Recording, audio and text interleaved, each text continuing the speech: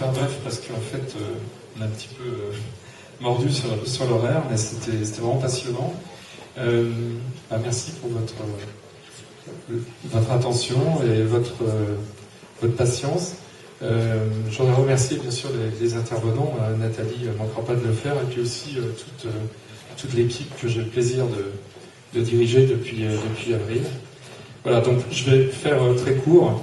Bon, d'abord, le thème du congrès est extrêmement économique, mais vous savez bien que la vision du nautisme que nous avons en Autisme en Finistère, et Michael Carnez l'a rappelé, Patrick Appéré, Nathalie, c'est vraiment une vision globale avec tous les aspects, disons, économiques bien sûr, mais aussi de la société, de la cohésion sociale, de la nécessité que tout le monde puisse s'approprier cet environnement maritime magnifique au travers du nautisme, et puis bien sûr aussi la préoccupation environnementale dont on n'a pas pu parler, mais ce sera le thème, pourquoi pas, d'un autre congrès, qui est également une priorité pour nous.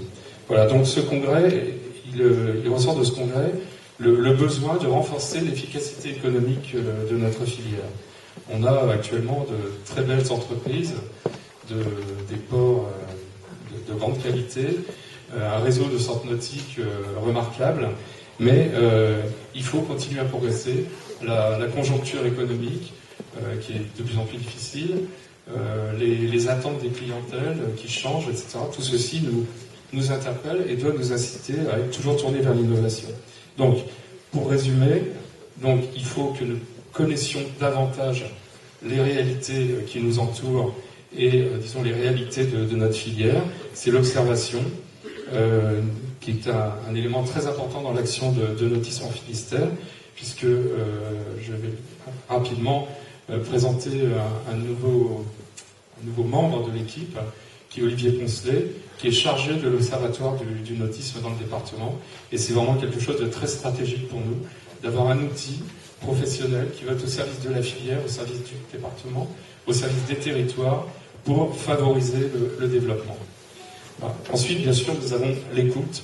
Nous sommes à vos côtés, Nautisme en Finistère, pour être à l'écoute des problèmes éventuels, des projets, et pour les accompagner. Et bien sûr, là, en termes d'accompagnement, notamment économique, il y a beaucoup de choses à faire avec la Chambre des métiers, avec les chambres de commerce, avec les agences de développement des différents territoires. Nous menons d'ores et déjà un certain nombre d'actions auprès d'entreprises, auprès de centres nautiques, et nous allons les renforcer. Et pour cela, nous avons recruté une autre personne à Nautisme en Finistère, qui est Stéphanie Guagenti, qui elle est chargée de l'accompagnement économique de la filière, et qui sera à vos côtés pour tous vos projets ou tous les problèmes que vous pouvez rencontrer. Et bien sûr, tout ceci, on va le faire en encourageant le développement des réseaux, le travail en réseau. Nous sommes convaincus, à travers des exemples des chantiers finistériens au Salon nautique, mais aussi de réseaux comme le réseau Place de Mer, le réseau de l'École française de voile, etc., que c'est en travaillant ensemble, ça a été très très présent dans la dernière table ronde, c'est en travaillant ensemble qu'on va arriver à progresser, à innover davantage et à progresser.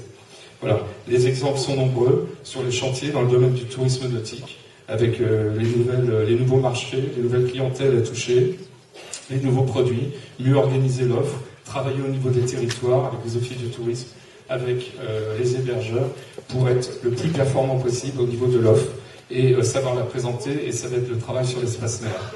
Sur les ports, on en a parlé aussi, je ne reviens pas là-dessus, et sur les entreprises également, nous avons de nombreuses pistes de travail.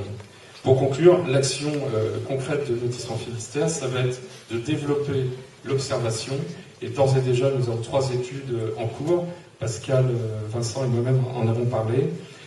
Nous allons renforcer ce domaine des études avec Olivier qui va nous aider à mettre tout ceci en perspective. Et puis sur l'hiver 2012-2013, on va avec vous identifier un certain nombre d'axes de travail prioritaires qui sont des axes de travail structurants et qui vont déboucher sur des actions concrètes.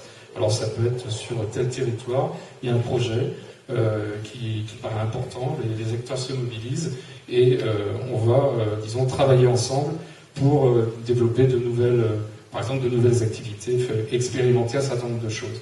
Et puis sur 2013, Donc, une fois l'ensemble de ces actions bien identifiées, ça sera la mise en œuvre, la mise en chantier, et nous ne manquons pas de vous tenir informés, puisque vous êtes les partenaires numéro 1 de ce travail, de l'avancée un petit peu des actions dans les différents secteurs.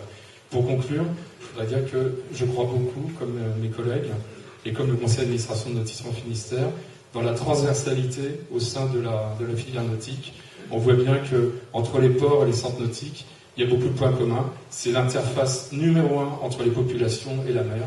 Ce sont à l'échelle de l'Europe des millions de personnes qui, disons, accèdent au milieu maritime à travers ces structures et ces infrastructures. Donc, il y a une transversalité, des complémentarités à trouver à l'intérieur de la filière et à renforcer. Et puis il y a aussi des transversalités à développer vers d'autres secteurs économiques. Et je veux parler par exemple de toutes les activités maritimes. On parle de la pêche, de l'aquaculture, des transports, des énergies, etc. Nous devons positionner clairement le nautisme comme une des filières maritimes dans l'économie maritime. Et il y a beaucoup de choses à faire en termes de formation, en termes disons, de sensibilisation des jeunes pour les attirer vers les métiers de la mer. Le nautisme peut jouer un rôle, et je crois que je vais conclure sur une très bonne nouvelle. Nathalie parlait beaucoup de la dimension européenne de l'action du nautisme finistérien. Nous allons la renforcer avec NEA3, où nous serons très présents. Mais d'ores et déjà, il y a une très bonne nouvelle hier. Nous avons été reçus et nous avons été retenus pour, disons, faire partie du projet Channel Marine Academy avec mon ami Paul Wicks du Cornwall Marine Network, qui est un projet de coopération transfrontalière entre l'Angleterre enfin, le sud-ouest de l'Angleterre et le Finistère et la Bretagne, qui vise à développer ensemble tout un travail de sensibilisation des jeunes autour de l'intérêt des métiers de la mer. Vous savez qu'il y a énormément d'emplois dans le maritime qui ne sont pas pourvus. On parle du transport, on parle des énergies marines renouvelables, on parle de la pêche. Et nous, avec le nautisme, on peut très certainement jouer un rôle fort pour, disons, rendre le milieu maritime plus attractif pour les jeunes. Et c'est l'objet de ce projet pour lequel nous avons retenu, qui, je crois, doit permettre de recevoir pour les différents partenaires de l'ordre de 1 million d'euros de FEDER dans les deux années à venir. Voilà, je vous remercie.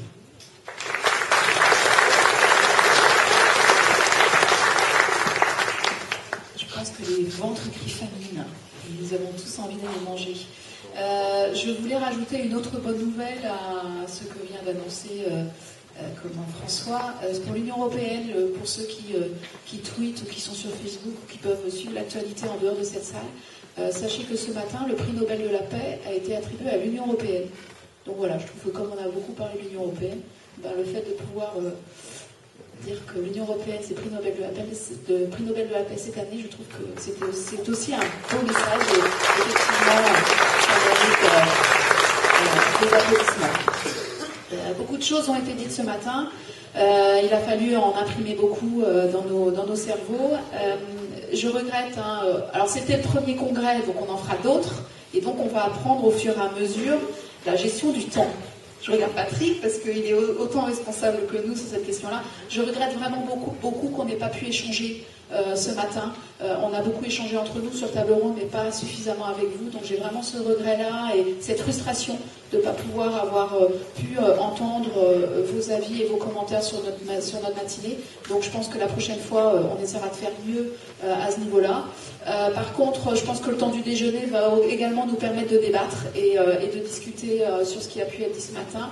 Et puis je vous invite, si vous avez des avis, des commentaires, des contributions, à nous faire parvenir, pour le coup par écrit, eh bien n'hésitez pas et surtout faites-le parce qu'on a besoin d'avoir votre retour sur cette matinée, sur la façon dont vous l'avez vécu, sur la façon dont vous l'aviez attendu, sur ce que vous attendiez et puis sur ce qu'on vous a offert. Donc voilà, qu'on puisse bien échanger là-dessus pour que l'année prochaine on puisse faire mieux avec une autre thématique, mais voilà, toujours dans la transparence et la discussion. Je crois que pour terminer, je terminerai sur 3 points. D'abord, à mon avis, les tables rondes ont répondu déjà à quelques questions. Oui, il faut travailler sur de nouveaux produits nautiques, dans le contenu, mais aussi, je l'ai bien entendu, dans la gouvernance et dans la mise en réseau. Oui, le port doit être une destination touristique, il n'est plus un parking à bateau, entre guillemets. Et donc nous devons travailler à cette nouvelle destination touristique avec des nouveaux services. Et oui, les entreprises philistériennes du nautisme doivent encore toujours travailler ensemble parce que la solidarité philistérienne, elle fait notre force ici en Bretagne et en France. Et je voudrais terminer sur cette notion d'optimisme. Continuons ensemble à travailler la culture bretonne, la culture philistérienne, le fait d'être au bout fait que cette solidarité et le fait de dialoguer ensemble, c'est quelque chose de naturel pour nous. Eh bien, continuons, faisons-le encore. Et je vous remercie de votre attention parce que vous avez été extrêmement attentifs ce matin. Et je vous souhaite un bon déjeuner. Merci.